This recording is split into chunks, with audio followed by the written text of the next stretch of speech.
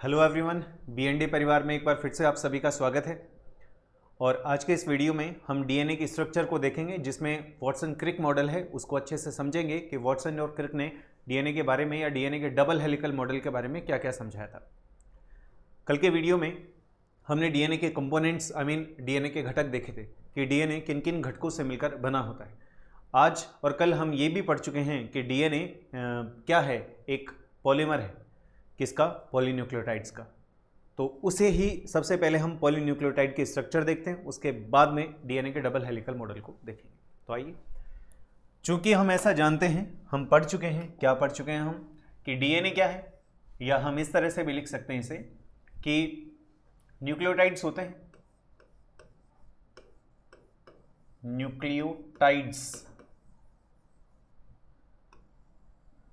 Nucleotides में क्या देखने को मिलता है? हमें पॉलीमराइजेशन देखने को मिलता है, बहुलीकरण, और उससे क्या बनता है? उससे बनता है पॉलीन्यूक्लियोटाइड। क्या बनता है? पॉलीन्यूक्लियोटाइड। और ये पॉलीन्यूक्लियोटाइड ही क्या है बेटा?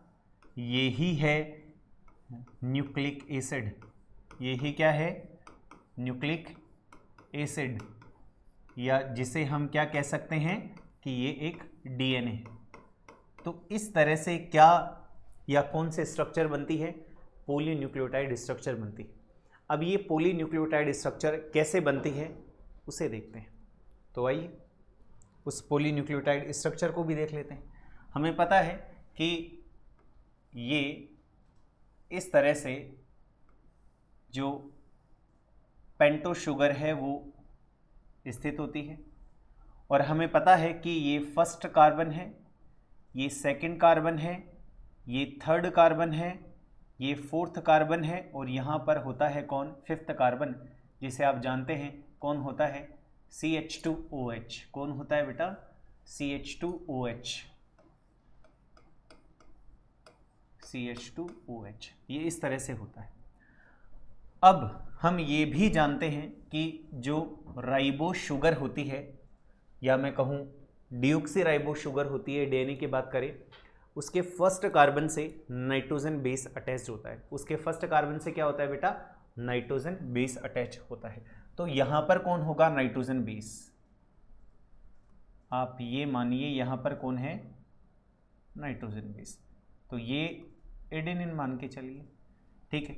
इसके जस्ट सामने कौन आएगा?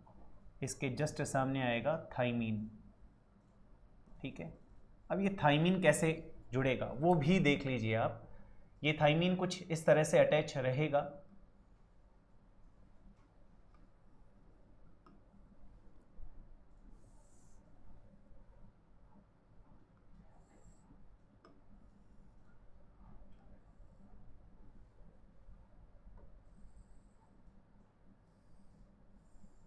ये देखिए।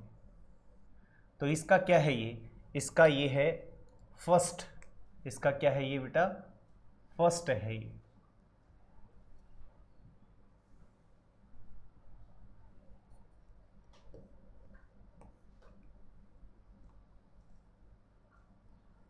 ये देखिए। ये कौन है? ये फर्स्ट कार्बन है, ये सेकंड कार्बन है, ये थर्ड कार्बन है, ये इसका फोर्थ कार्बन है, और ये इसका फिफ्थ कार्बन है। इस तरह से यहाँ पर ये अटैचमेंट है। और इसमें देखें तो हमें क्या देखने को मिलेगा? एक डबल बॉन्ड देखने को मिलेगा। इस तरह से ये आगे चलता है। क्या? दूसरा और बना लेते हैं ताकि हमें समझ में आ जाए। ये देखिए,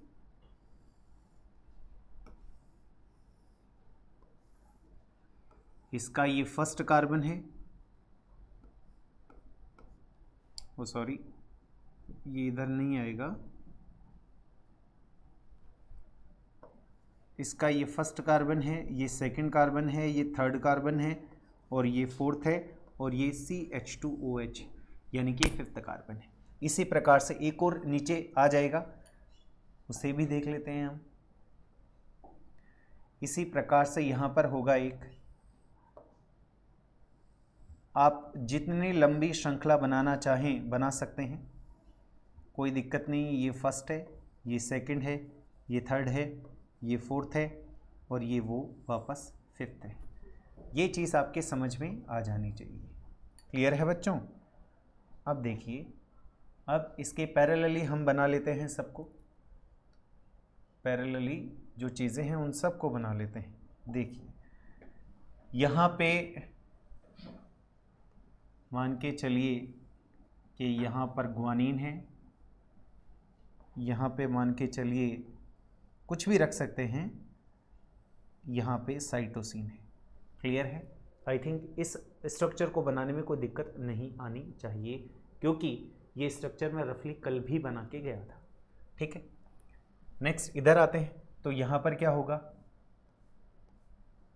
ट्रिपल बॉन्ड आएगा। ये सभी बातें करेंगे अभी हम आगे। यहाँ पर भी ट्रिपल बॉन्ड आएगा।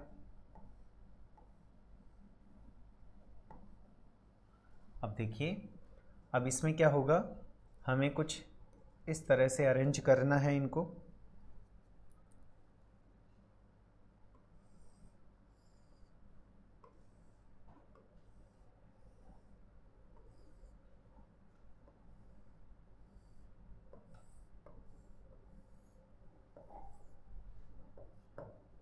ये देखिए,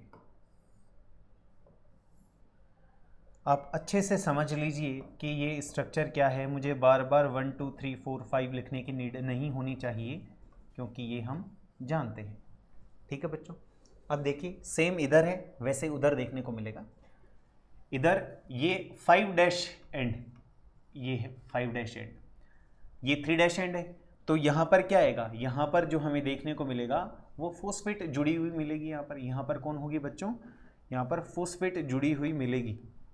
कौन मिलेगी? यहाँ पर फॉस्फेट जुड़ी हुई मिलेगी। तो हम फॉस्फेट को जोड़ देते हैं यहाँ पर। ये PO4 है बच्चों। ये कौन है? PO4। यहाँ पे कौन है? PO4। ठीक है बच्चों? सेम इसी प्रकार इधर भी देखने को मिलेगा, यहाँ पर भी आपको देखने को मिल जाएगा। यहाँ पर भी आपको क्या देखने को मिलेगा? PO4। यहाँ पर भी क्या देखने को मिलेगा? PO4, यानी कि फॉस्फेट। यहाँ पर भी आपको क्या देखने को मिलेगा? PO4। यहाँ आगे भी क्या लगेगा? PO4। लेकिन फ़िलहाल हमें इनको जितना दिया हुआ है उतना ही हम इसे ऐड करेंगे। ठीक है बच्चों? ये कौन सा है? ये 5 डैश एंड है, इसका ये 3 डैश एंड फ्री है।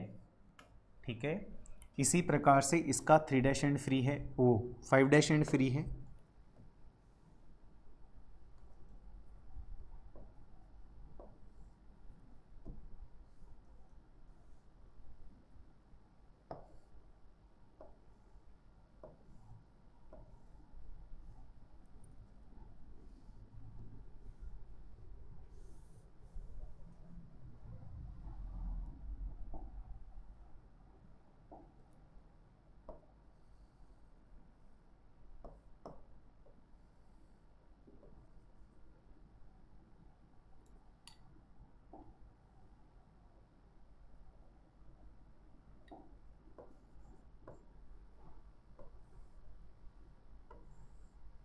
ये देखिए,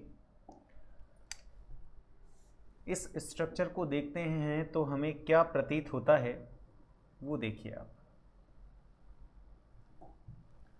अब इस स्ट्रक्चर को देखते हैं तो हमें कुछ चीज़ें देखनी है गौर से।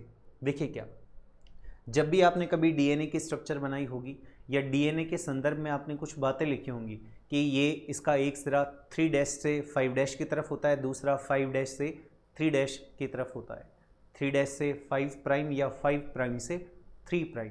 क्लियर है? वो किस तरह से आता है, कारण क्या है उसका। देखिए, हमने ये क्या बनाए हैं, ये सारे हमने पेंटोज शुगर बनाए हैं। पेंटोज शुगर के प्रथम कार्बन से, पेंटोज शुगर के प्रथम कार्बन से क्या लगी हुई है? नाइट्रोजन बेस लगी हुई है। और इसके 3 डैश और दूसरे वाले के या मैं कहूँ इसके 3 कार्बन से और दूसरे वाले पेंटोज शुगर के 5वें कार्बन के मध्य क्या लगा हुआ है, फॉस्फेट ग्रुप लगा हुआ है। और ऐसा हमने कल कहा भी था कि फॉस्फेट ग्रुप 2 क्रमागत या 2 पेंटोज शर्कराओं के मध्य स्थित होता है। ऐसा हमने पढ़ा है, देखा है, लिखा है कल के वीडियो में, आप दोबारा से देख सकते हैं। बस इस डायग्राम में कोई बहुत भारी भरकम बात बिल्कुल नहीं है। जितनी बातें हमने कल की थी उन सभी बातों को मैंने इस डायग्राम में अप्लाई कर दिया है। क्लियर है? ये जो स्ट्रक्चर देखते हैं आप देखिए, ये एक पेंटोज शुगर है। 1 2 3 4 5 आपको अच्छे से पता होना चाहिए। चूंकि इसका 5' या 5वां कार्बन फ्री है, इसलिए ये हमेशा 5' या 5' कहलाता है। ठीक है, इसी प्रकार से क्रमागत हैं, ये एक सूत्र के क्रमागत हैं। ध्यान रखिएगा, शब्दों का बड़ा महत्व है। क्रमागत है, क्लियर है?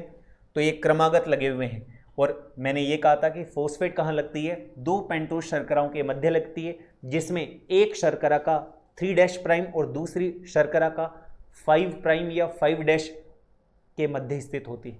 देखिए, इसका तीसरा सिरा फ्री है और इसका 5वां सिरा। क्लियर है बच्चों? और नाइट्रोजन क्षार हमेशा पेंटोज शर्करा के प्रथम कार्बन से जुड़े होते हैं, जुड़े हुए हैं, प्रथम से ही जुड़े हुए हैं, वो रिवर्स में है। देखिए उधर आप सोच रहे होंगे 5वां, चौथा, तीसरा, फर्स्ट कार्बन है। देखिए किस तरह से है। क्लियर है? ये फर्स्ट रिवर्स है, ये रिवर्स स्ट्रक्चर है। और सेम वही फॉस्फेट आयन लगे हुए हैं, या अब मैं कहूँ फॉस्फेट ग्रुप लगा हुआ है। क्लियर है? अब देखिए यहाँ पर क्या है, यहाँ पर कुछ बातें हमें लिखनी पड़ेंगी। क्या लिखनी पड़ेंगी? देखिए, हमने कल भी कहा था कि हमेशा जब भी पेंटोज शुगर और नाइट्रोजन बेस के मध्य जो बंध उपस्थित होता है उसे क्या कहते हैं, ग्लाइकोसाइडिक बंध। ये कल लिखा है हमने, ग्लाइकोसाइडिक बॉन्ड, आपको याद होना चाहिए। और मैंने ये कहा था कि ये प्रश्न पूछा जा चुका है। क्लियर है? ग्लाइकोसाइडिक बॉन्ड किसके मध्य होता है, नाइट्रोजन क्षार तथा पेंटोज शर्करा के मध्य। और ये कौन से कार्बन से, मैंने आपको बताया था कि ये फर्स्ट कार्बन से अटैच होती हैं। क्लियर है? आगे चलते हैं। और मैंने आपको जितने कार्बन हैं, कौन से किससे क्या अटैच होता है, कल के वीडियो में अच्छे से बता रखा है। फिर भी कंफ्यूजन हो तो आप दोबारा से जाकर उसे देख सकते हैं। और इस बॉन्ड के बारे में, इस बंध के बारे में हमने क्या देखा था कि यहाँ पर जो बंध होता है, ये जो बंध आपको दिखाई दे रहा है, ये वाला, इसे कहते हैं फोस्फोडाइएस्टर बंध। इसे क्या कहते हैं बेटा, फोस्फोडाइएस्टर बॉन्ड। ठीक है, देखिए अभी हम डीएनए का जब डबल हेलिकल मॉडल पढ़ेंगे तब हम उसमें डायरेक्शन, दिशा लिखेंगे। मैं आपको फिर कह रहा हूं कि दिशा का कंफ्यूजन आपको नहीं रखना है कि एक डीएनए सूत्र की दिशा 3' या 3' से 5' होती है, जबकि दूसरे की 5 से 3 होती है। क्यों होती है? ये ऐसे ही थोड़ी लिख दिया जाता है, ये लिखा नहीं जाता। जो इसके स्ट्रक्चर में मौजूद होता है वो इसी तरह से होता है, इस कारण से लिखा जाता है। ऐसे ही नहीं कि 3 लिख दिया, 5 लिख दिया, ऐसे नहीं होता। जैसे वर्तमान में जो स्ट्रक्चर है, अगर इसके इस सूत्र की बात करें तो ये सूत्र 5' कौन सा है, ये 5' से लेकर 3' की तरफ है, ये वाला, या 5' to 3'। क्लियर है ना? कारण पता है आपको, क्योंकि इसका जो फर्स्ट पेंटोज शुगर है उसका 5th कार्बन फ्री है और इसका 3rd कार्बन फ्री है। क्लियर है? और अगर इस तरफ देखते हैं तो ये कौन सी डायरेक्शन में है, 3 है। देखिए आपके क्लियर दिख रहा है, 3' to 5'। ये बात मेरे, ये 5 फ्री है, देख लीजिए, ये 5 फ्री है और ये 3 फ्री है। इसका 5 फ्री है, इसका 3 फ्री है। क्लियर है? ये बात अच्छे से समझ लीजिए कि ये डायरेक्शन क्यों होती है। ये हम पहले से जानते हैं, या मैंने बता भी रखा है कि नई सूत्र का निर्माण 5' to 3' होता है। अब ये क्यों होता है, इसके लिए पेशेंस रखिए। आगे आने वाले वीडियोस में जब हम डीएनए रेप्लिकेशन पढ़ेंगे तो वो भी समझ में आ जाएगा आपके। क्लियर है बच्चों? आई होप ये समझ में आ गया होगा आपके। आगे चलते हैं। अब कुछ बच्चे सोच रहे होंगे कि सर एडेनिन और थाइमिन के बीच तो डबल बॉन्ड है और ग्वानिन और साइटोसिन के मध्य ट्रिपल बॉन्ड है। बिल्कुल ऐसा ही होता है। क्या होता है, एडेनिन और थाइमिन हमेशा 2 या द्विआबंध से जुड़े होते हैं, जबकि ग्वानिन तथा साइटोसिन हमेशा त्रिआबंध से जुड़े होते हैं। और ये हैं क्या, ये सर मैं इधर लिख देता हूं, ये कौन है, वीक हाइड्रोजन बॉन्ड। कैसे हैं, वीक हाइड्रोजन बॉन्ड। दुर्बल हाइड्रोजन बंध हैं। ये क्या है बेटा? ये दुर्बल हाइड्रोजन बंध। क्लियर है? अभी देखिए मैं दो प्रश्न पूछता हूं आपसे, आंसर देने की कोशिश कीजिएगा। अगर आपसे कोई पूछे कि एक डीएनए में दो क्रमागत न्यूक्लियोटाइड, क्या बेटा? दो क्रमागत न्यूक्लियोटाइड। न्यूक्लियोटाइड क्या है? देखिए न्यूक्लियोटाइड मैं रफली बना रहा हूं, इधर देखिएगा। न्यूक्लियोटाइड हम अच्छे से जानते हैं कि सर ये शुगर है, शुगर से इधर तो नाइट्रोजन बेस लगा होता है और इधर फॉस्फेट लगा होता है। ये अकेला क्या है? एक न्यूक्लियोटाइड। ये अकेला क्या है? अगर मैं इसकी बात करूं यहां से इस लेवल की, तो ये अकेला क्या है? एक न्यूक्लियोटाइड। क्या है ये अकेला? एक न्यूक्लियोटाइड। तो ये न्यूक्लियोटाइड है, ठीक है। दूसरा न्यूक्लियोटाइड इधर आएगा, या इसको हम नीचे की तरफ भी ऐड कर सकते हैं, ठीक है। दूसरा न्यूक्लियोटाइड इधर आएगा, शुगर, नाइट्रोजन बेस, ये इससे जुड़ जाएगा और फिर ये यहां पर आ जाएगा फॉस्फेट। ऐसे ही चलता रहेगा मामला, चलता रहेगा। आई थिंक आपको दिखाई दे रहा है उधर कॉर्नर में, ऐसे चलता रहेगा। अगर आपसे कोई पूछे कि एक या कोई कहे दो क्रमागत न्यूक्लियोटाइड कौन से बंध के द्वारा जुड़े होते हैं, सुनिएगा प्रश्न सुनिएगा। दो क्रमागत न्यूक्लियोटाइड किसके द्वारा जुड़े होते हैं? पहला प्रश्न, दो क्रमागत। दो क्रमागत का मतलब क्या है? एक ही श्रृंखला के दो क्रमागत, एक श्रृंखला के दो क्रमागत न्यूक्लियोटाइड फोस्फोडाइएस्टर बंध से जुड़े हुए हैं।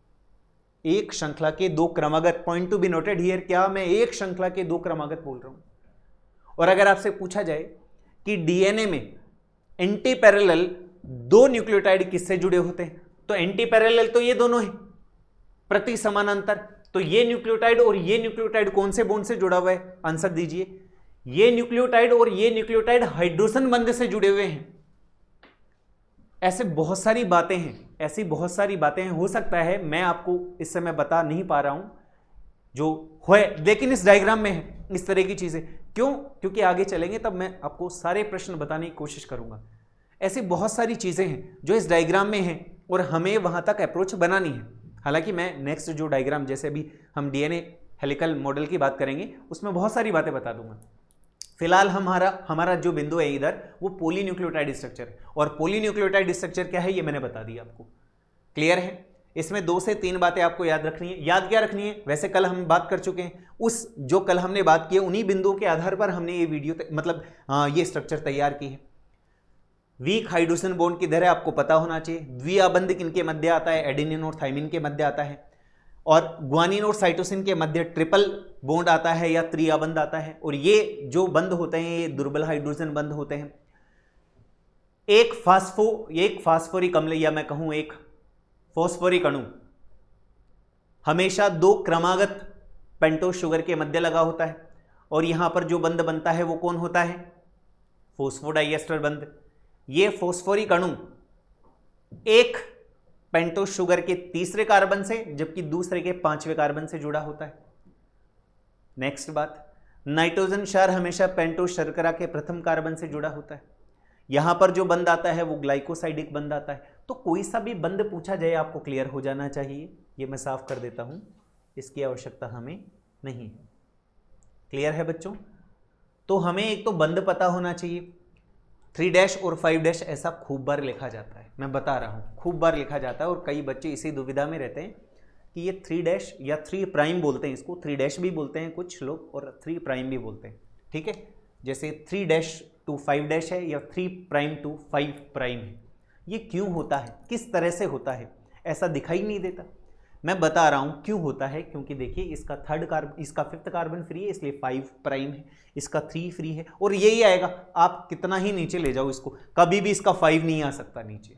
आप ट्राई करके देख लीजिए, कितना भी लंबा स्ट्रक्चर हो जाए इसका 3' ही फ्री आएगा। क्लियर है बच्चों?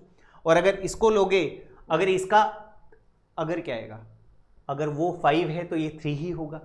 क्यों? क्योंकि अगर इसको सीधा मतलब सिंपल पोजीशन में जोड़ने की कोशिश करेंगे अटैच नहीं होगा। क्लियर है ये बात? क्योंकि इसका 1st कार्बन इसके सामने ही नहीं आएगा, ऐसी स्थिति में इसका 4th कार्बन सामने आएगा। तो ये संभावनाएं नहीं है। मैं तो आपको ये कारण बता रहा हूं कि ये 3' या 3' क्यों है और ये 5' क्यों है। आई होप आपको अभी तक जो हमने पढ़ा है वो समझ में आ गया होगा। क्लियर है? तो हमने ये क्या देखा, ये हमने पॉलीन्यूक्लियोटाइड की स्ट्रक्चर देखिए। हालांकि आपके लिए, आपकी सुविधा के लिए डायग्राम बना हुआ है, देखिए सारी बातें हैं क्या है, इसको भी एक बार देख लेते हैं। ये इस तरह से, अगर इस डायग्राम को यूं देखेंगे तो जो हमने बनाया वही दिखाई देगा।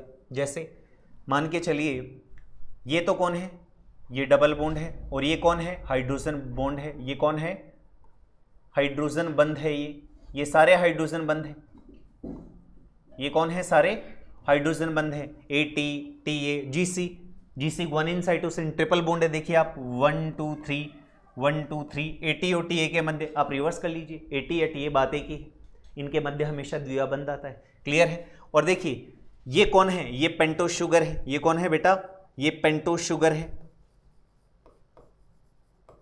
पेंटोस शुगर है, ये कौन है, पेंटोस शुगर, ये फॉस्फोरिक एसिड है। तो ये कौन है, ये ग्लाइकोसाइडिक बंध है, glycosidic bond,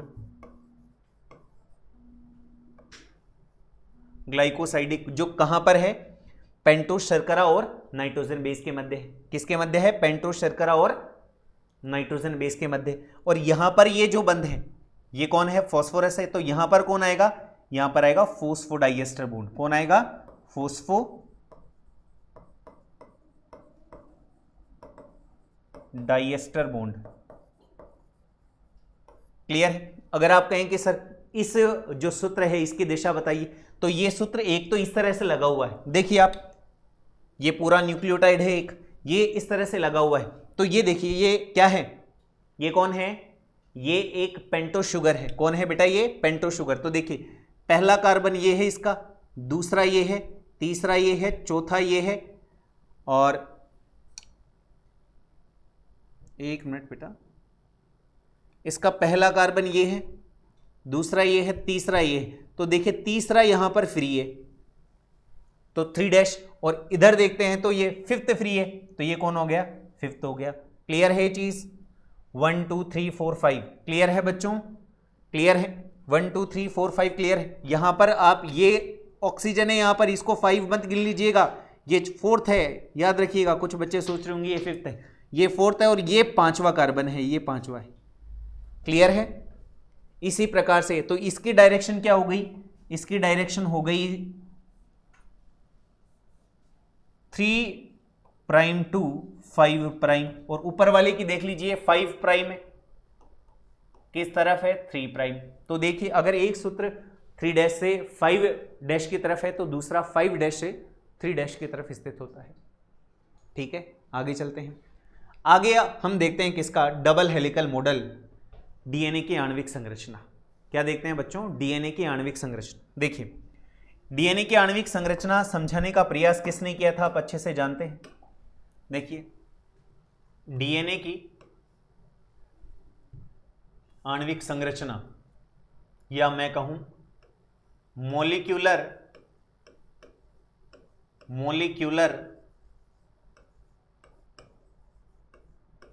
structure of DNA.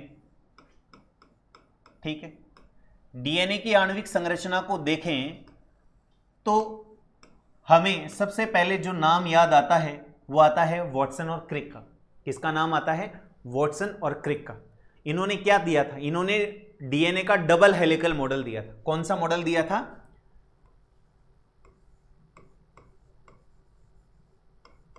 Double helical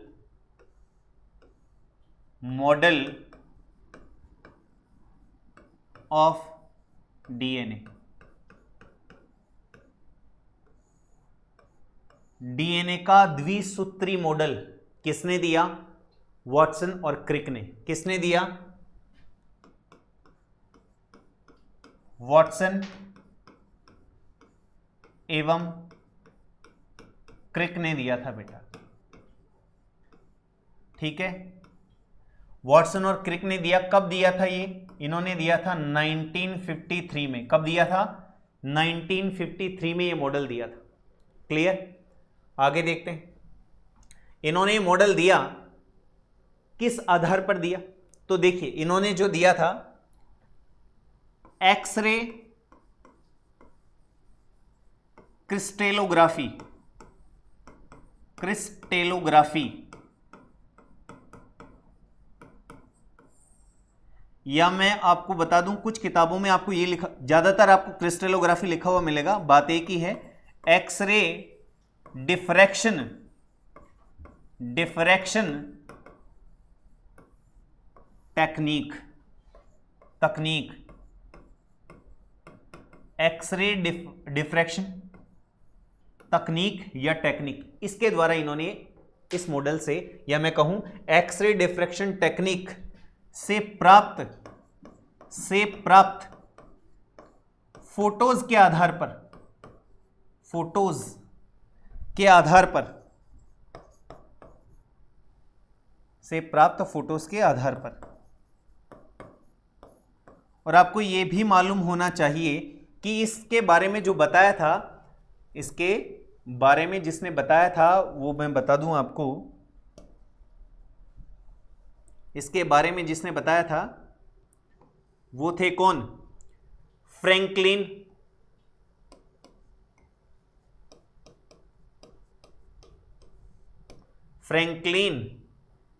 एवं विलिकिंस। कौन थे बच्चों? फ्रैंकलिन एवं विलिकिंस। आपको ज्यादातर विलिकिंस का नाम देखने को मिलेगा, क्लियर है? इससे क्या हुआ था वो भी देख लेते हैं। इससे इन्होंने 3D मॉडल दिया था। कौन सा दिया था? 3D इमेज या 3D मॉडल, ठीक है। इसके लिए इन्हें बाद में क्या मिला था बच्चों? नोबेल प्राइज भी मिला था। नोबेल प्राइज क्या मिला था? Nobel prize. किस किस को मिला था? इनको सबको ही मिला था। किसको? वाटसन को, क्रिक को तथा विलिकिंस को। बात समझ में आई क्या कि विलिकिंस का नाम क्यों आता है? विलिकिंस का नाम इसलिए आता है बच्चों क्योंकि देखिए हम डीएनए का डबल हेलिकल मॉडल समझना चाहते हैं। यह मॉडल 1953 में वाटसन और क्रिक ने दिया था। और किस आधार पर दिया था? एक्सरे क्रिस्टलोग्राफी या एक्सरे डिफ्रैक्शन तकनीक के द्वारा। इस तकनीक के बारे में बताया किसने था? इस तकनीक के बारे में फ्रैंकलिन तथा विलिकिंस ने बताया था। तो इस तकनीक से इन्होंने 3D मॉडल या 3D इमेज प्राप्त की और उन मॉडल या उन इमेज के आधार पर इन्होंने क्या दिया? डीएनए का डबल हेलिकल मॉडल दिया। डीएनए का क्या दिया? डबल हेलिकल मॉडल दिया। क्लियर है? अब आगे देखते हैं डीएनए के डबल हेलिकल मॉडल में क्या क्या चीजें हमें देखने को मिली, उनके बारे में हम बात कर लेते हैं। आइए, क्या बात है? तो डीएनए डबल हेलिकल मॉडल की विशेषताएं देखिए। विशेषताएं,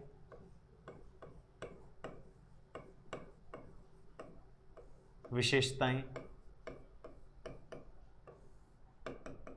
पहली बात, डीएनए मुख्यतः दो सूत्रों से मिलकर बना है। मुख्यतः लिखा है मैंने, याद रखिएगा। दो सूत्रों से, दो सूत्र या रज्जुक, एक ही बात, रज्जुक स्ट्रैंड से मिलकर बना है, से मिलकर बना है, पहली बात। दूसरी बात, इसमें रज्जुक एंटी पैरेलल या प्रति समानांतर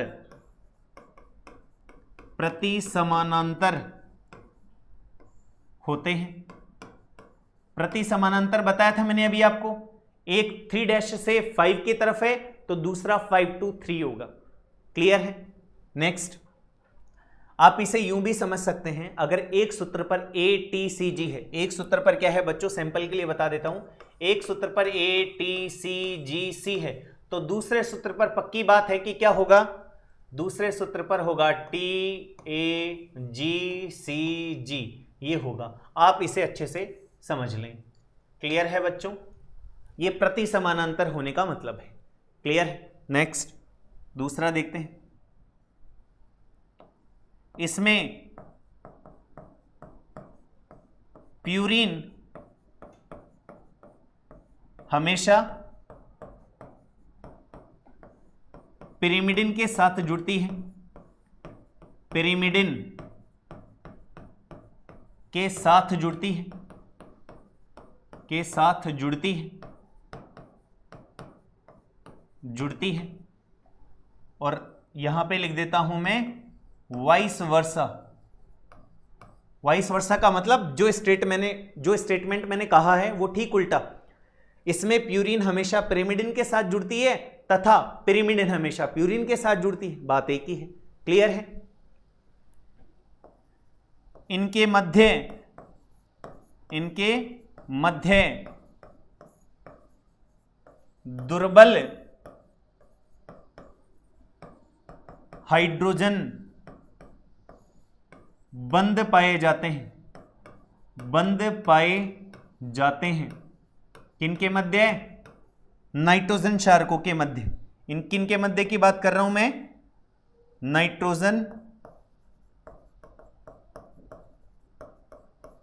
क्षारकों के मध्य की बात कर रहा हूं, क्षारकों के मध्य। ठीक है बच्चों, आगे देखते हैं। नेक्स्ट क्या आता है? इनमें ए तथा टी के मध्य, एडेनिन तथा थाइमिन के मध्य द्विआबंध अर्थात ए डबल बॉन्ड टी तथा ग्वानिन एवं साइटोसिन के मध्य त्रिआबंध अर्थात ट्रिपल बॉन्ड, अर्थात जी, अर्थात सी भी लिख सकते हैं, कोई दिक्कत नहीं है, याद रखिएगा। जी ट्रिपल बॉन्ड सी होता है या पाया जाता है, होता है।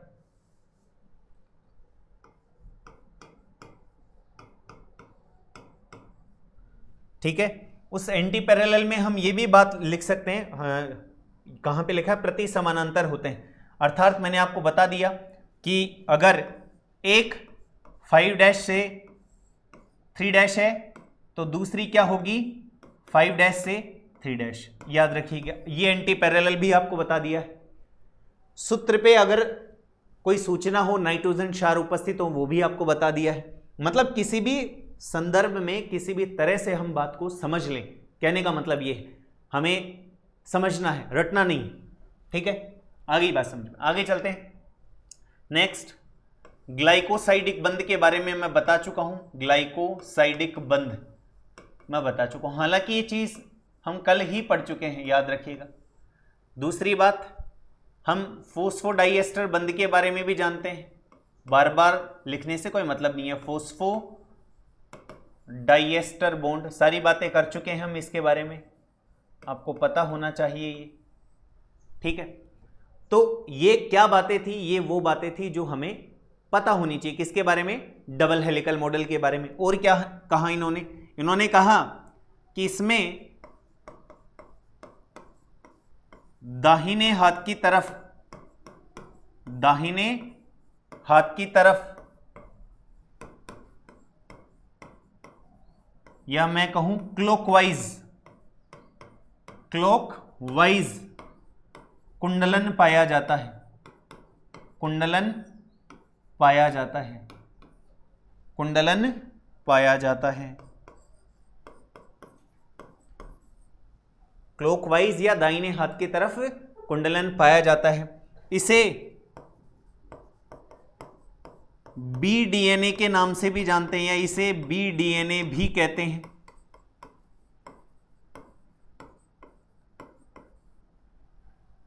डीएनए और भी होते हैं, डीएनए, ए डीएनए, सी डीएनए, जेड डीएनए, आ गई बात समझ में?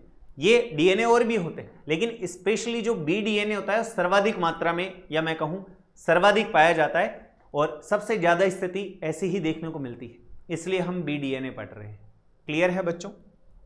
तो इसे क्या कहते हैं? बी डीएनए भी कहते हैं। आगे चलते हैं। देखिए अब इसके कुछ हम महत्वपूर्ण बिंदुओं के बारे में बात करेंगे कि एक कुंडलन की लंबाई 34 एंगस्ट्रम होती है, एक कुंडलन में जो नाइट्रोजन क्षारक होते हैं उनकी संख्या 10 होती है, एक कुंडलन में दो नाइट्रोजन क्षारकों के मध्य की दूरी 3.4 होती है, कुंडली का व्यास जो होता है वो 20 एंगस्ट्रम होता है। ये बातें हमें अब पढ़नी है।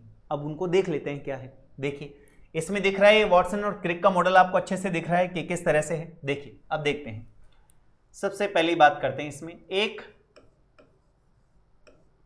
कुंडलन की लंबाई, कुंडलन की लंबाई, एक कुंडलन की लंबाई होती है बेटा इसमें 34 एंगस्ट्रम। कितनी होती है? 34 एंगस्ट्रम। अब ये कुंडलन की लंबाई क्या है वो देखते हैं। देखिए आपको कुछ इस तरह से दिखाई दे रहा है कि एक तो ये डीएनए है और दूसरा ये डीएनए है, ठीक है बेटा। तो इसको देखते हैं हम, देखिए क्या क्या है। दो चीजें अच्छे से जान लीजिए। आपको एक तो ये सेक्शन दिखाई दे रहा है ये, ठीक है, और दूसरा ये सेक्शन आपको दिखाई दे रहा है, ठीक है। क्या समझ में आ गई क्या बात? अरे समझ में आ गई क्या? एक तो छोटा सा इस सेक्शन की बात कर रहा हूं मैं इसकी, और एक इसकी बात कर रहा हूं। क्लियर है क्या? समझ लीजिए, देख लीजिए किसकी बात कर रहा हूं मैं। तो जो छोटा दिख रहा है उसे बोलते हैं माइनर ग्रूव, माइनर खांच, और ये जो है इसे कहते हैं मेजर ग्रूव, मेजर खांच। क्लियर है? क्लियर है? ये माइनर ग्रूव है और ये मेजर ग्रूव है, मेजर खांच है। अब देखिए वापस ये ऐसी ही मतलब ऐसी ही स्थिति बनेगी। ये इस तरह से है और ये कुछ इस तरह से आएगा, तो यहां पर वापस माइनर खांच, माइनर ग्रूव आपको देखने को मिलेगी। क्लियर है? तो एक कुंडलन की जो लंबाई है वो इतनी ही है।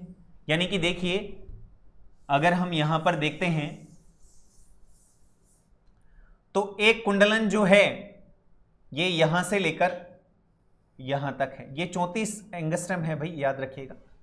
क्लियर है? कितना है? 34 एंगस्ट्रम। याद रहेगी बात? ठीक है। दूसरी बात करते हैं, एक कुंडलन में या एक कुंडली में, एक कुंडलन में नाइट्रोजन क्षारकों की संख्या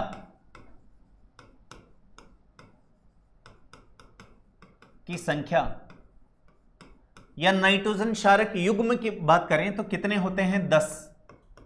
याद रखिएगा। क्लियर है? 10 मतलब किस तरह से 10? देखिए आप इधर देखिए, 1 2 3 4 5 6 7 8 9 10 होते हैं टोटल। ये कितने होते हैं? 10। याद रखिएगा कितने शामिल किए जाएंगे? 10। ठीक है, आ गई बात समझ में? तो 10 हो गए। तो मैं एक क्या कह सकता हूं? 2 क्रमागत, याद रखिएगा क्रमागत, 2 क्रमागत नाइट्रोजन क्षारकों के मध्य दूरी। देखिए इसकी टोटल लंबाई अगर 34 एंगस्ट्रम है और इसमें 10 नाइट्रोजन क्षार उपस्थित है तो हम निकाल सकते हैं 34/10, 34/10। तो 34/10 कितना आएगा? 3.4 एंगस्ट्रम। तो ये लीजिए 3.4 एंगस्ट्रम।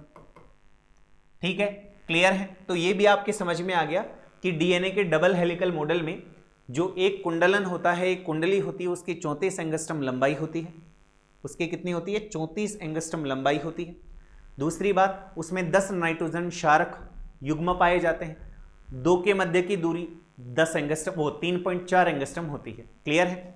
और अगर हम इसका व्यास देखें, डीएनए का जो व्यास देखें तो वो कितना आएगा? वो आता है लगभग 20 एंगस्ट्रम। कितना आता है बच्चों? 20 एंगस्ट्रम। याद रखिएगा कितना आता है? 20 एंगस्ट्रम। कितना आएगा बच्चों? 20 एंगस्ट्रम। याद रखिएगा नैनोमीटर में कम हो जाएगा, 2 नैनोमीटर बोल सकते हैं इसे।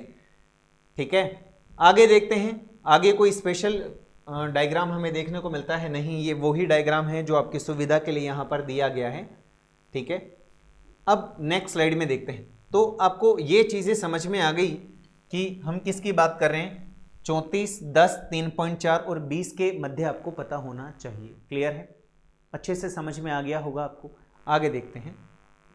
देखिए, इसमें हम इसे यूं भी देख सकते हैं या यूं समझ सकते हैं कि ये शुगर है, यहां पर कौन है, नाइट्रोजन बेस है, जैसे मान लीजिए एडेनिन है, ठीक है, और यहां पर कौन है, यहां पर आप मान के चलिए जैसे फॉस्फोरस है, ठीक है, और इधर कौन है, दोबारा से यहां पे थाइमीन है, शुगर है, फॉस्फेट है, ठीक है। ध्यान रखिएगा, जो हम व्यास की बात कर रहे हैं, जो व्यास हमने यहां पर लिखा है 20 एंगस्ट्रम है, ये व्यास हमेशा फॉस्फोरस से लेकर इस फॉस्फोरस के मध्य की बात की जा रही है, याद रखिएगा। केवल समझने के व्यू से बता रहा हूं मैं कि ये कहां तक की बात की जा रही है। ये इस फॉस्फोरस से लेकर इस फॉस्फोरस तक की बात की जा रही है। मतलब इसे और समझना चाहे ना, हम इस तरह से समझ सकते हैं। अगर व्यास की बात करें तो यहां पर ये फॉस्फोरस यहां पे जो यहां पे डिस्टेंस है यहां से लेकर और इस फॉस्फोरस के मध्य जो डिस्टेंस है वो 20 एंगस्ट्रम है। बात समझ में आ गई? ये ध्यान रखिएगा, अच्छे से याद कर लीजिए जो मैंने बोला है। हालांकि हमें पूछा इतना सा ही जाता है कि व्यास कितना होता है, आप उसमें बता देते हैं कि व्यास 20 एंगस्ट्रम होता है, लेकिन थोड़ा अगर अच्छे से जान ले तो बुराई क्या है इसमें, ठीक है, याद रहेगी बात। और अगर कोई पूछे आपसे कि एक शर्करा से दूसरी शर्करा के मध्य कितना होता है, ध्यान रखना 11.1 एंगस्ट्रम, 11.1 एंगस्ट्रम कितना होता है बच्चों, 11.1 अगर कोई पूछे तो। हालांकि ये चीज आपको इतनी डीपली नहीं देखने को मिलेगी, आपको सिर्फ इतना सा याद रखना है कि 20 एंगस्ट्रम होता है। क्लियर है? क्लॉकवाइज होता है, दाहिने हाथ की तरफ होता है, ये हमने बता दिया है, ठीक, ये बात खत्म हो गई। इस तरह से हमने डीएनए डबल हेलिकल मॉडल या डीएनए के डबल हेलिक्स मॉडल के बारे में जितने भी बिंदु थे, जितने पॉइंट्स थे वो जान लिए। अब यहां पर एक आता है चारगाफ रूल्स। क्या आता है बेटा? चारगाफ रूल्स। चारगाफ्स, चार गाफ्स रूल, चारगाफ का नियम, चारगाफ का नियम। चारगाफ का नियम आया था लगभग 1949 में, कुछ किताबों में आपको 50वें में लिखा हुआ मिल सकता है, ठीक है। इन्होंने क्या बताया, कुछ नियम बनाए, किसके बारे में, डीएनए के बारे में। क्या क्या बनाए वो देखिए, अच्छे से देखिए। क्या पहली बात, किसकी बात करते हैं, पहली बात करते हैं, ठीक, सबसे पहला बिंदु कि एडेनिन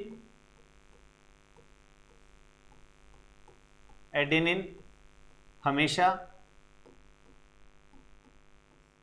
थाइमीन के साथ,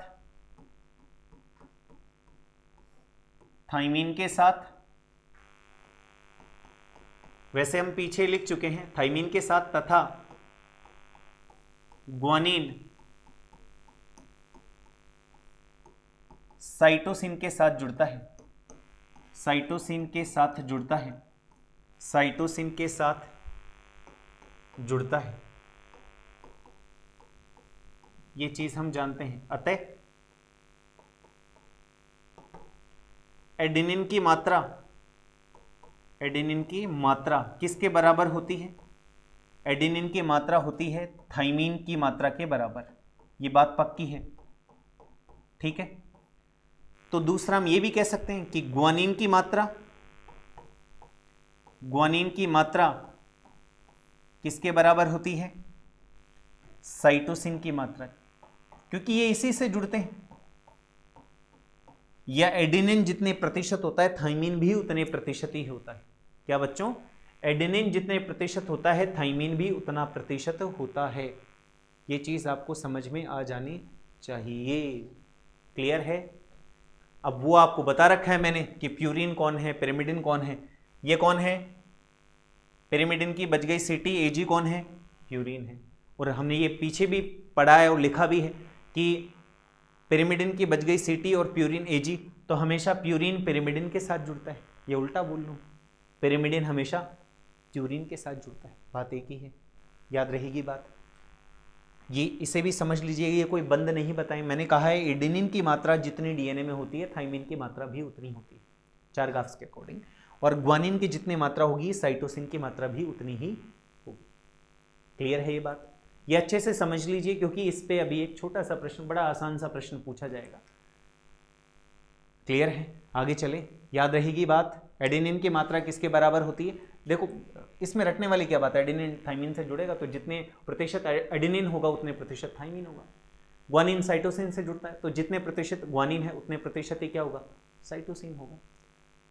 तो क्या हम ऐसा कह सकते हैं, ऐसा कहा उन्होंने, क्या कहा देखिए, क्या कह सकते हैं हम, क्या हम ऐसा कह सकते हैं क्या कि A प्लस जी की मात्रा 50% होती है, पक्की बात है ये, और इधर T प्लस C की मात्रा 50% होती है।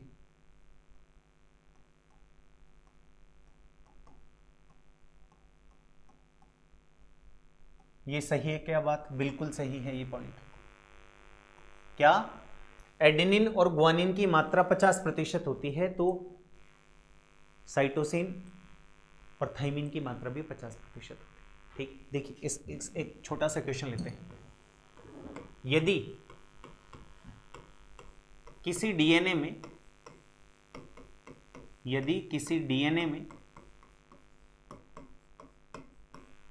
एडेनिन की मात्रा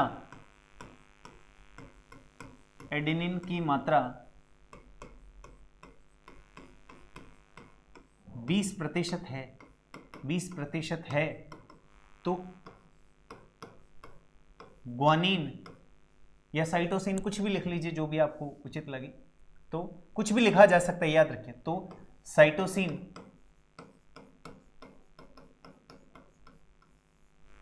की मात्रा कितनी होगी? 30% होगी। कितनी होगी? 30%। इतनी आसानी से कैसे पता लग गया? इतनी आसानी से इसलिए पता लग गया, देखिए एडेनिन कितनी है, ऊपर देख के बताइए, एडेनिन कितनी है? 20%। ठीक है, हमने कहा है कि एडेनिन और ग्वानिन हमेशा कितने में आएंगे? 50%। तो ये कितनी हो जाएगी? 30% होगी या नहीं? की मात्रा कितनी होगी? देखिए एडेनिन कितनी है? 20%। तो ग्वानिन कितनी होगी? ग्वानिन हो जाएगी स्वतः ही 30%। सामने वाली आप देख लीजिए, एडेनिन अगर 20 है तो थाइमिन भी 20 होगी, पक्की बात है। और अगर ग्वानिन 30 है तो साइटोसिन भी 30 होगी। ये लीजिए, किसका पूछा है आपको? ग्वानिन का पूछा है। ग्वानिन हमारे पास है, ग्वानिन की मात्रा कितनी होगी? ग्वानिन की मात्रा 30%। क्लियर है? याद रहेगी ये बात, बहुत आसान बात है, याद रहेगी ये बात। चलें आगे चलते हैं। देखिए कुछ बातें और क्या है, क्या निकाल सकते हैं। देखिए क्या कहा इन्होंने, चारगाफ ने, देखते हैं। इन्होंने कहा कि A प्लस टी, अब देखिए हमने पीछे पढ़ा है, हमने लिखा भी है, A प्लस जी बराबर होता है C प्लस टी या T प्लस सी के। ये क्लियर है? ये क्लियर है? याद रखिएगा A प्लस जी। देखिए मैं आपसे बार बार यही कह रहा हूं कि अगर आप इसे रटने की कोशिश करेंगे ना तो कंफ्यूज हो जाएंगे। आप कहेंगे कभी तो A प्लस जी आ जाता है, A प्लस जी नहीं है। ये हम बात करें कि एडेनिन थाइमिन के साथ जुड़ता है, ग्वानिन साइटोसिन के साथ जुड़ता है। तो इसी को हमने एक बहुत संक्षेप में लिख दिया कि एडेनिन और ग्वानिन की मात्रा 100% 50% रहेगी, तो थाइमिन और साइटोसिन की मात्रा भी 50% रहेगी। वो इसलिए बोल रहा हूं मैं, वापस इसलिए आया क्योंकि अब मैं एक कंसेप्ट वापस लिख रहा हूं चारगाफ्स के अकॉर्डिंग।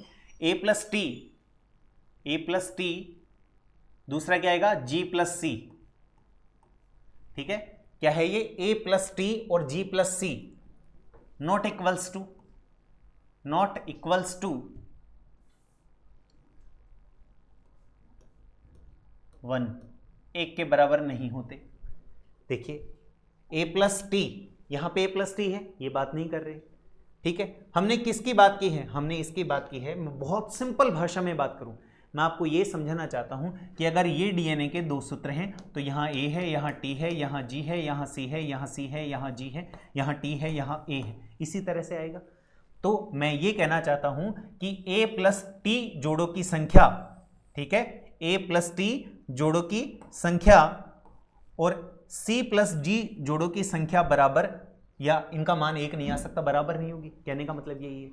क्लियर है? देखिए, इसकी बात करना चाहता हूं मैं, ये इसलिए कंसेप्ट आया है, बल्कि ये क्या है, अगर नॉट इक्वल्स टू 1 तो ये क्या है, तो हम लिख सकते हैं जीव के साथ परिवर्तनीय, जीव के साथ परिवर्तनीय, परिवर्तनीय मतलब बदलती रहती। अगर कोई आपसे कहे कि a plus T upon G plus C is equal constant, नियत होती है, हाँ नियत होती है। आप कहेंगे नियत होती है, परिवर्तनीय है, मतलब नियत तो इसलिए है कि इंडिविजुअल अगर किसी की बात करेंगे तो नियत ही होगी, कॉन्स्टेंट ही होगी, लेकिन ये जीव में बदलती रहती है, जीव में बदलती रहती है। जैसे मानव में नियत मिलेगी और किसी में नियत मिलेगी, लेकिन मानव में जितनी है उतनी और किसी एनिमल में मिले ये कंफर्म नहीं। तो नियत के संदर्भ में है और परिवर्तनीय के संदर्भ में आपको समझ में आना चाहिए, इसलिए लिखा है जीव के साथ परिवर्तनीय, जीव के साथ, सॉरी, जीव के साथ परिवर्तनीय, ये याद रखिएगा, जीव के साथ परिवर्तनीय।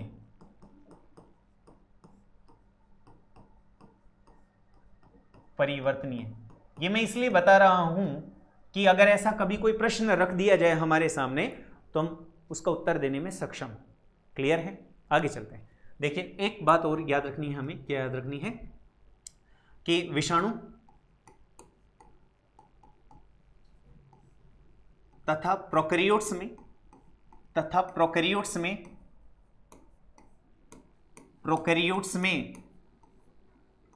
देखिए, एक चीज और लिख दूं मैं, इसे आप इस रूप में भी देख सकते हैं, a plus T upon G plus C is equal to base ratio, क्षार अनुपात बोलते हैं इसे। ठीक है, क्लियर है? बता दिया मैंने, नॉट इक्वल्स टू 1। क्लियर है? देखिए आगे बात करते हैं। नेक्स्ट क्या कहा, क्या कह रहे थे हम कह रहे थे विषाणु तथा प्रोकैरियोट्स में विषाणु तथा प्रोकैरियोट्स में जी ट्रिपल बॉन्ड सी सामान्यतः जी ट्रिपल बॉन्ड सी पेयर या युग्म ए प्लस टी की तुलना में, या मैं कहूं ए डबल बॉन्ड टी की तुलना में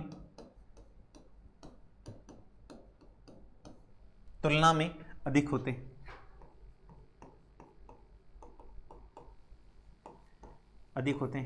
कोई कंफ्यूजन नहीं है। सिंपल भाषा में मैं ये कहना चाहता हूं कि जो प्रोकैरियोट्स होते हैं उनमें जी ट्रिपल बॉन्ड सी वाला युग्म अधिक देखने को मिलता है। अर्थात ये अगर डीएनए है तो इसमें जी सी ज्यादा देखने को मिलेंगे तुलनात्मक रूप से 80। ठीक है बच्चों, ये 80 तो कम और जी सी ज्यादा देखने को मिलेगा। समझ गए ना? क्यों? ग्वानिन और साइटोसिन ही युग्म बनाएंगे। क्लियर है ये बात? तो दूसरी बात भी हमें समझ जानी चाहिए। क्या समझ जानी चाहिए? उच्च वर्ग के पादप और जंतुओं में, या यूकैरियोट्स भी लिख सकता हूं मैं, उच्च वर्ग के पादप एवं जंतुओं में ए डबल बॉन्ड टी युग्म अधिक होता है,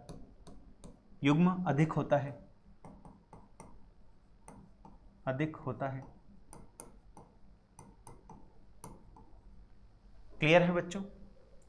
क्लियर है बच्चों ये बात?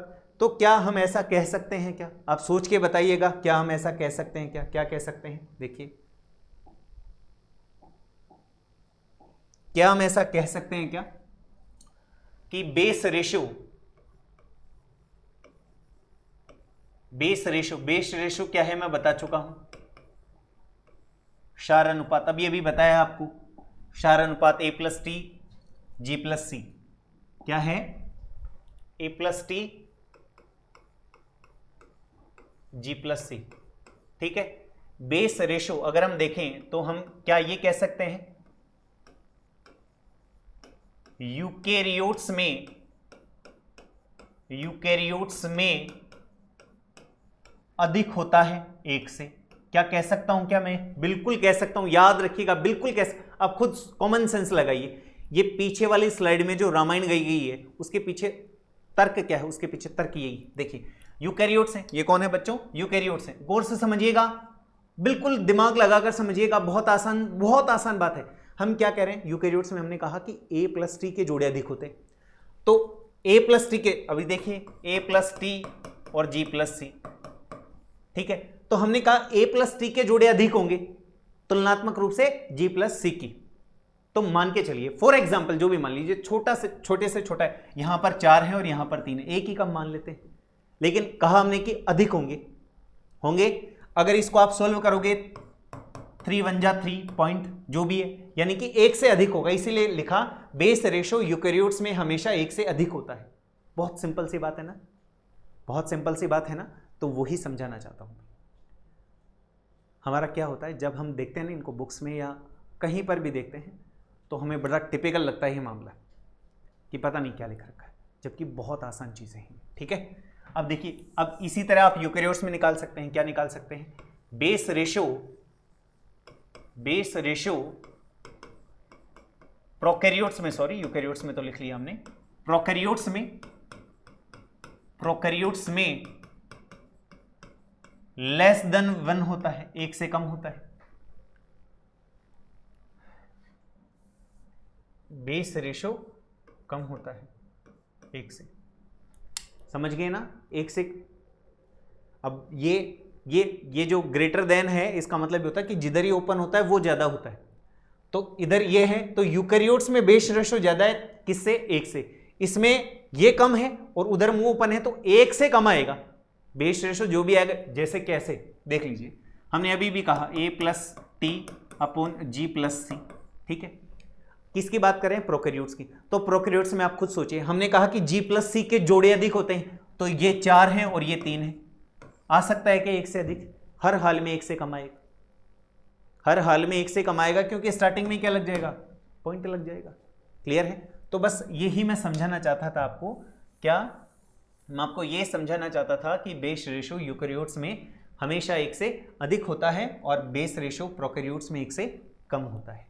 और ये भी आपको बता दिया कि कौन सा युग्म अधिक मिलता है, कौन सा युग्म अधिक मिलता है। तो देखिए, इस प्रकार से हमने आज के इस वीडियो में किसके बारे में?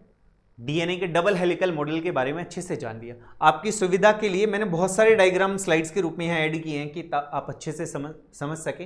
ये देखिए, ये डीएनए का वही एक डबल हेलिकल मॉडल है। 34 एंगस्ट्रम है, आपके 3.4 है, 20 एंगस्ट्रम है। ये सब आपको मैंने पहले ही बता दिए। ये वॉटसन क्रिक मॉडल है। अगर केमिकल स्ट्रक्चर देखते हैं, पॉलीन्यूक्लियोटाइड वाली स्ट्रक्चर देखते हैं, तो मैंने आपको ये भी बता दिया। ये देखिए कि अगर आपको कोई पूछे ये एक न्यूक्लियोटाइड है, ये दूसरा न्यूक्लियोटाइड है, इधर ये दूसरा न्यूक्लियोटाइड है। क्लियर है बच्चों? तो इस तरह से आप इन्हें समझ सकते हैं। बहुत सारे हैं, लंबी चेन बन जाएगी। आप देखिए, इसमें भी 3 है, इसमें यहाँ पे 5 है, इसमें यहाँ पर 5 है, इसमें 3 है। क्यों है ये मैंने आपको बता दिया। सिर्फ आपकी सुविधा के लिए ये डायग्राम यहाँ पर उपलब्ध करवाए गए हैं और कोई कारण नहीं है। हालांकि जो हमने स्टार्टिंग की स्लाइड में बनाया था उसे चाहे आप नीचे जितना लेके जा सकते हैं बनाते रहें, कोई मना नहीं करता, लेकिन हमें कंसेप्ट समझ में आ जाना चाहिए। तो इस प्रकार आज के वीडियो में हम डीएनए के पॉलीन्यूक्लियोटाइड स्ट्रक्चर और डबल हेलिकल मॉडल के बारे में जान चुके हैं। ठीक है, देखिए कुछ बातें और हैं। टाइप्स ऑफ डीएनए, डीएनए के प्रकार देख लेते हैं। पहले जेनेटिक डीएनए, किसकी बात कर रहे हैं? हालांकि कोई खास बिंदु नहीं है, लेकिन जो आएगा वो मैं बता दूंगा आपको। जेनेटिक डीएनए वो डीएनए जो क्या करता है, गुणों को एक पीढ़ी से दूसरी पीढ़ी में लेकर जाता है। मतलब सीधी सी बात है, हम किसकी बात कर रहे हैं? गैमेट्स की बात कर रहे हैं। नॉन जेनेटिक डीएनए जो केवल एक में ही रहता है, नॉन जेनेटिक डीएनए क्लियर। तीसरी बात, double stranded DNA, DS DNA, double stranded DNA, द्विसूत्री डीएनए, द्विसूत्री डीएनए सब में पाया जाता है, मोस्टली सब में मतलब मोस्टली, अधिकांशतः। अब बात आती है SS DNA, single stranded DNA, एकल सूत्री डीएनए। अरे एकल सूत्री डीएनए है तो यहां पर एक चीजें बता देते हैं, इसकी खोज का जो श्रेय दिया जाता है वो शिनशाइमर को दिया जाता है। किसको दिया जाता है बच्चों? शिनशाइमर। और अगर आपको देखना हो कि कहां पर मिलता है तो मैं आपको बता दूं, ये साई 174 होता है, इसमें आपको देखने को मिलेगा क्या? Single stranded DNA. M13 में भी देखने को मिलता है, हालांकि वायरस पढ़ेंगे तब ये बात हम कर लेंगे। और कुछ बिल्कुल और भी है। और आता है कौन सा? C DNA, complementary DNA.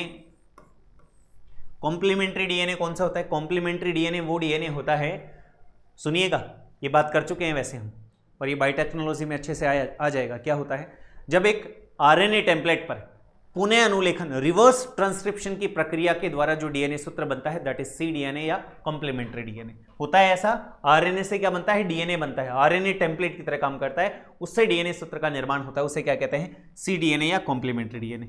एक और होता है, और कौन होता है? और किसकी बात कर सकते हैं हम? Palindromic DNA, palindromic DNA. आप लिखना चाहें लिख सकते हैं इनको, मैं सिर्फ इसलिए बता रहा हूं कि ये नाम बहुत सारी अलग अलग जगह देखने को मिलते हैं, इसलिए क्यों ना हम इन सभी जितने भी नाम हैं उन सब नामों को एक जगह एक ही स्लाइड में बता दें कि क्या है, ये माजरा क्या है। तो जेनेटिक डीएनए बता दिया, आनुवंशिक डीएनए, नॉन जेनेटिक डीएनए जो आनुवंशिक पदार्थ है, मतलब डीएनए आनुवंशिक पदार्थ है लेकिन वो एक्ट नहीं करता। आगे ही बात समझ में? डीएस डीएनए डबल स्ट्रैंड, दो सूत्रों वाला डीएनए, एसएस डीएनए एकल सूत्री डीएनए, इसकी खोज का श्रेय दिया जाता है शिनशाइमर को, साई 174 में देखने को मिलता है। ये बैक्टीरियोफेग है, आई मीन वायरस है। और ये सी डीएनए बता दिया आपको, आरएनए टेम्पलेट से निर्मित जो डीएनए सूत्र होता है that is C DNA. Palindromic DNA क्या होता है? पैलिंड्रोमिक डीएनए का मतलब होता है, जैसे मान के चलिए आप ये क्या है ये बताइए, आप कहेंगे सर ये मैडम लिखा हुआ है, क्या लिखा हुआ है? मैडम। मैडम को इधर से पढ़ें तो भी मैडम है, MADAM, अगर इधर से पढ़ें MADAM तो मैडम ही है। मतलब ऐसा डीएनए सूत्र जिसके दोनों दिशाओं में या दोनों सूत्रों पर, दोनों दिशाओं में या मैं कहूं विपरीत दिशाओं में अनुक्रम समान उपस्थित हो। आप कहेंगे सर ऐसा कैसे हो सकता है? ऐसा बिल्कुल हो सकता है सर। कैसे हो सकता है? देखिए, जैसे ये है TATACG,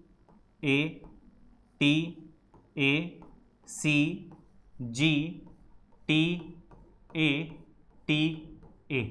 अब हमें पता है कि T के सामने कौन आएगा? T के सामने A आएगा, A के सामने कौन आएगा? T आएगा, T के सामने कौन आएगा? A किससे जुड़ेगा? T से, C किससे जुड़ेगा? G से, G किससे जुड़ेगा? C से, T किससे जुड़ेगा? A से, A किससे जुड़ेगा? T से, T किससे जुड़ेगा? A से, A किससे जुड़ेगा? T से। हो गया? क्लियर है ये? तो आप देखिए, आप कोई भी मान लीजिए ये 5 प्राइम टू 3 प्राइम है, ये 5 टू 3 है, तो ये 3 टू 5, लेकिन अगर इसके अनुक्रम को पढ़ें तो क्या है देखिएगा, टाटा CG टाटा। क्लियर है? इसे कुछ भी मान लीजिए, जैसे मान लेते हैं हम कि ये 5 प्राइम टू ये 3 प्राइम है, तो ये अंडरस्टूड है कि ये 5 प्राइम टू 3 प्राइम होगा। इसको पढ़ते हैं अब TA Tata CG Tata, that is palindromic DNA. ऐसा डीएनए सूत्र जिसके विपरीत, जिसके दोनों सूत्रों पर जो अनुक्रम है विपरीत दिशाओं में समान स्थित होता है, उसे पैलिंड्रोमिक डीएनए कहते हैं। क्लियर है? तो देखिए, genetic, non genetic, double standard, single standard, C DNA, palindromic DNA. और कुछ बचा है? बचा है, देखिए तो उसको भी ले लेते हैं। और कोई बचा है तो कई बार आपको ये भी देखने को मिलता है क्या, हालांकि डीएनए आगे आते रहेंगे लेकिन मैं इसलिए ले रहा हूं क्योंकि ये शब्द हमें इरिटेट करते हैं, ये कौन सा डीएनए आ गया, ये कौन सा डीएनए आ गया। तो देखिए, अब नेक्स्ट जो डीएनए होगा वो कौन सा होगा? इसे हम बोल सकते हैं काईमेरिक डीएनए, काईमेरिक डीएनए। आपने सुन रखा है इसका नाम। और इसका नाम क्या होता है? इसका नाम आपने सुन रखा होगा recombinant, recombinant DNA. Recombinant DNA मतलब पुनर्योगज डीएनए। रिकॉम्बिनेंट डीएनए मतलब बच्चों पुनर्योगज डीएनए। हिंदी में क्या बोलते हैं इसको? पुनर्योगज। इसको मिक्स डीएनए भी कहते हैं। क्या कहते हैं इसको? मिक्स डीएनए, मिश्रित डीएनए भी कहते हैं, मिक्स डीएनए। ठीक है, ये क्या होता है? जब दो अलग अलग विभिन्न, या मैं कहूं दो अलग अलग डीएनए को आपस में जोड़ दिया जाता है तो उससे जो बनता है उसे क्या कहते हैं? उसे काइमेरिक डीएनए कहते हैं, उसे रिकॉम्बिनेंट डीएनए कहते हैं, उसे मिक्स्ड डीएनए कहते हैं। क्लियर है? याद रहेगी बात। बायोटेक्नोलॉजी में आपने खूब देखा होगा, जब हम वांछित डीएनए को प्लाज्मिड के साथ या वाहक के साथ जोड़ देते हैं तो नवनिर्मित डीएनए को क्या कहते हैं? Chimeric DNA. ये काइमेरिक अच्छे से याद रखना, रिकॉम्बिनेंट तो बहुत बच्चे याद रखते हैं, काइमेरिक डीएनए याद रखिएगा। ठीक है, और कौन सा होता है? और 1 2 3 4 5 6 7 और कौन सा डीएनए? आपको कुछ जगह ऐसा भी देखने को मिल सकता है कि रिपीटेटिव डीएनए, रिपीटेटिव डीएनए ये क्या होता है? ऐसा डीएनए जिसमें कुछ निश्चित क्षारक अनुक्रम बार बार पुनरावृत होते हैं, दैट इज रिपीटेटिव डीएनए या पुनरावृत्त डीएनए। क्लियर है? उसको क्या बोलते हैं? पुनरावृत्ति डीएनए या रिपीटेटिव डीएनए। एक निश्चित क्षारक अनुक्रम जो लगभग 6 से लेकर 100 नाइट्रोजन बेस पेयर तक हो सकता है, वो बार बार रिपीट होता रहता है उस डीएनए में, that DNA is known as repetitive DNA. तो आज के इस वीडियो में हमने डीएनए हेलिकल मॉडल के बारे में समझा है, पॉलीन्यूक्लियोटाइड स्ट्रक्चर के बारे में समझा है, और डीएनए के कुछ ऐसे प्रकार जो हमें बुक्स में अलग अलग जगह देखने को मिलते हैं, वो नाम, वो शब्द देखने को मिलते हैं, उन शब्द से संबंधित समस्या का निदान भी हमने आज कर लिया है। हालांकि ये शब्द बार बार आते रहेंगे, तब हम डिटेल में बात करते रहेंगे, फिर भी आपको डेफिनेशन लिखनी हो तो इस वीडियो में मैंने अच्छे से वर्बली आपको डिस्क्राइब किया है, आप उसे नोट डाउन कर सकते हैं, लिख सकते हैं। क्लियर है? तो आई होप आज का वीडियो आपको समझ में आया होगा। आज के लिए इतना ही। थैंक यू वेरी मच, मिलते हैं नेक्स्ट वीडियो में।